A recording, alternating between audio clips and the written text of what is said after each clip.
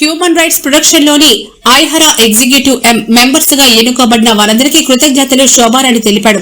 జరిగింది. చీఫ్ గా శోభారాణి, సెక్రటరీగా ప్రతి మనిషి జీవితం భారత రాజ్యాంగంలోని అంశాలతో ముడిపడి ఉంటుందన్నారు. కనుక ప్రతి మనిషి మానవ హక్కుల పట్ల అవగాహన కలిగి ఉండాలని, మన దేశంలో జరుగుతున్నటువంటి అవినీతి, అక్రమాలు, అత్యాచారాలకు మూల కారణం ప్రజల్లో భారత రాజ్యాంగం పట్ల సరైన అవగాహన లేకపోవడమే అని చెప్పారు.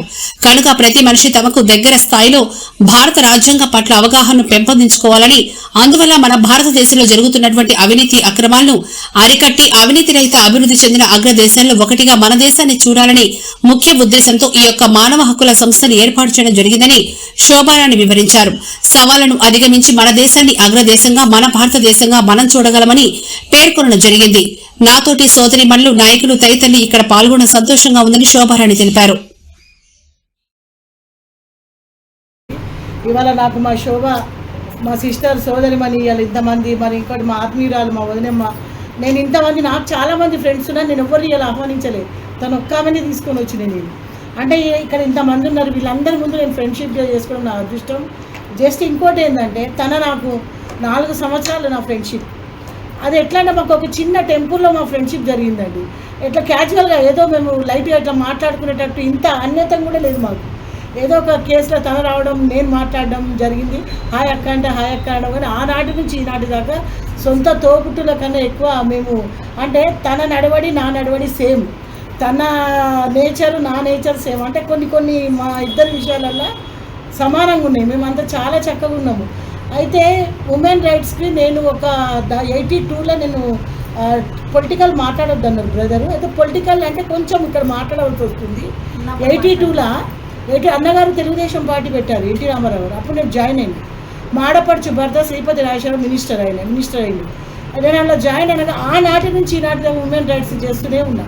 చాలా నడుచుకుంటూ పోయిన రోజులు. ఇప్పుడు మా సోదరిమణి అన్నది, నేను నా సొంత డబ్బులు పెట్టుకుని, నేనైతే కొన్ని కుటుంబాలే నడిపినండి. నా డబ్బులతో కొన్ని కుటుంబాలే నడిపిన.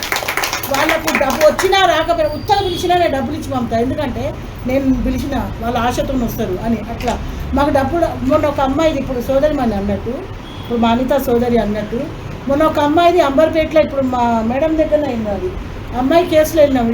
వాటి ట్రాన్స్జెండర్ కొడుకు మోసం చేసి పెళ్లి చేసింది సెంట్రల్ గవర్నమెంట్. అది వెళ్ళి పట్టినాము. అది తను కొంచెం తొందరపడి వాళ్ళని కొట్టడం. ఆ కేసు మా దగ్గర ఇది అయిపోతే ఉల్టా వాళ్ళ పోలీసు వాళ్ళకి డబ్బులు ఇచ్చి మా మీద కేసులు పెట్టించి, అయినా మేము భయపడలేదు. నాంపల్లి పిఎస్ అవి తిప్పితే మేము కూడా వెళ్ళి ఉమెన్ రైట్స్లో పట్టించుకోలేదండి. మేము అన్న ఉమెన్ రైట్స్ పిఎస్లో ఉమెన్స్కు న్యాయం లేదు, విలువ లేదు.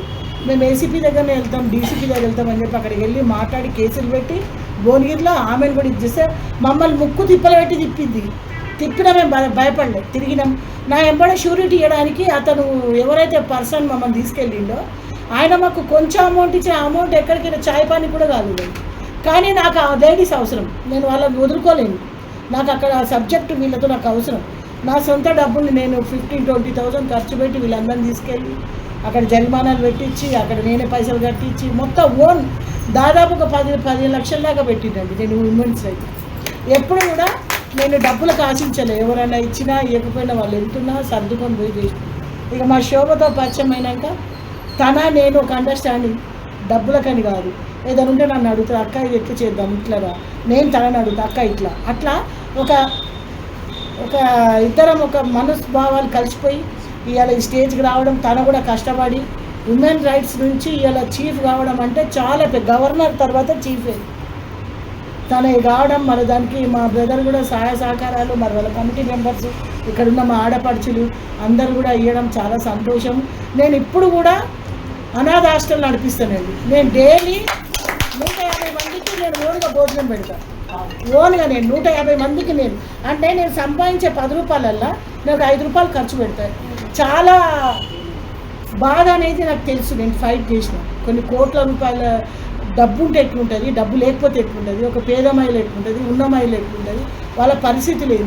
ఇప్పటికీ నేను 150 మందికి భోజనం పెడతాను. నా దగ్గర 6 వర్కర్స్. నా ఇంట్లో ఏం చేయరు, కానీ నేను వాళ్ళకి డబ్బులు ఇస్తాను. నాకు ఒక అమ్మవారి దేవాలయం ఉంది, మీ అందరూ ఆశీస్సులతో. ఆ దేవాలయంలో కూడా అసలు ఏముండదు, కానీ నేను 3 పెట్టి వాళ్ళకి భోజనాలు పెట్టి, అంటే నేను ఒక 1000 రూపాయలు వచ్చినా అందులోకి నేను 300 దానం చేసి, అంటే నేను తనకు ఇప్పుడు నేను ఎక్కడేం చేసిన ఇప్పుడు తన రూపంలో ఇక్కడికి వచ్చిన మీరు అందరూ దేవతల్లాగా దేవుళ్ళలాగా పరిచయం అంటే ఇదంతా మనం చేసిన సహాయ సహకారాలండి. నా గురించి నేను గొప్ప చెప్పుకోవద్దు కానీ సబ్జెక్ట్ వచ్చిందని మాట్లాడుతున్నాము.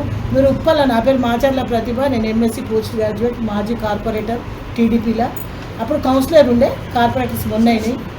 మాజీ దేవేంద్ర గౌడ్ అన్న కిషురాల్ని నేను పెద్ద పెద్ద కేసులు చేస్తామ్మా. ఒక్కొక్క దగ్గర 3 నెలలు 4 నెలలు ఉంటాం. మొన్న బీహార్ మాజీ సీఎం బిడ్డది చేసి వచ్చినాం.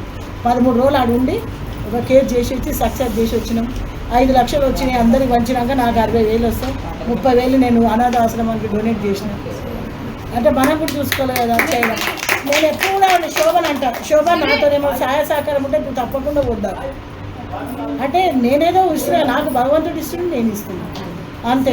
నాకు దేవుడు పైకి వెళ్ళి మనం కష్టపడడానికి మనం ఏదో రూపాయి ఫలితం అంతే అని చెప్పి చేయడము. మొన్న బ్రహ్మాండంగా మీరందరూ నాకు తెలియదు, బ్రహ్మాండంగా బ్రహ్మోత్సవాలు జరిగి నెక్స్ట్ టైం కూడా పిలిపిస్తా. చాలా నాకు ఇక్కడ ఈ వేదిక మీద మా చెల్లెకి ఇంత పెద్ద గౌరవం రావడం, ఈ వేదిక మీద నన్ను పిలవడం, మాట్లాడడానికి అవకాశం ఇచ్చిన మా మీడియా సోదరులకు, పత్రికా సోదరులకు, మా తెలుగింటి ఆడపడుచులకు, మా అన్నలకు, తమ్ముళ్ళకు అందరికీ కూడా నేను శిరస్సు వచ్చి పాదాభివందనాలు చేసుకుంటాను.